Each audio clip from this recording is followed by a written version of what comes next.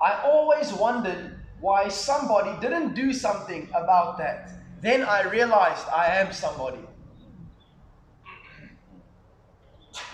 They see.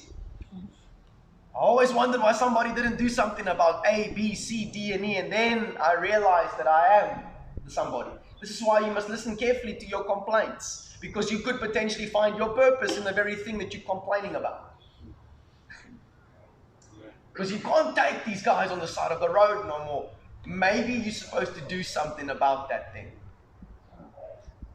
You can't take what's happening amongst the young people, amongst the youth, the suicide amongst the youth. Maybe you are the one that's then supposed to do something about that particular issue.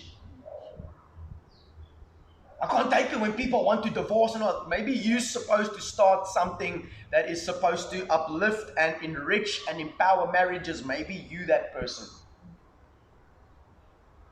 Listen, this next one's going to pull you pretty hard, all right? But it's going to be worth it. This picture I came across a couple of months ago, and it says this: I screamed at God for the starving child until I saw the starving child was God screaming at me.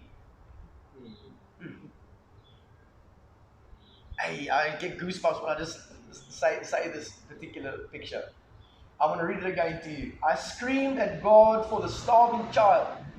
Then I realized that the starving child was God screaming at me. We hear things where people say stuff, but you telling people that God loves people, bro. But if God loves people, why is the little kid starving in Africa? Why doesn't God do something? He did do something. He made us. We are the hands and feet of Jesus on the earth. He entrusted the earth to his children. Matthew 25, one of my favorite verses, God says, Jesus speaking, he says, whatever you have done to the least of these, you have done as unto me. That means when, for example, when you're sitting at a prison going to visit someone and there's a white sheet of glass in front of you and the guy's on the other side of the glass, that person that you are talking to on the other side of the glass, it is literally as if, according to Jesus, it is literally as if you are speaking to Jesus himself when you do that. When you give a hungry person something to eat, whether it be spiritual food or physical food, it is literally as if you are giving it to Jesus himself. Now, can you imagine that same attitude coming into the workplace like you guys have already done over here? Where every client that you see, every car that you fix, it is literally as if you are fixing Jesus' car.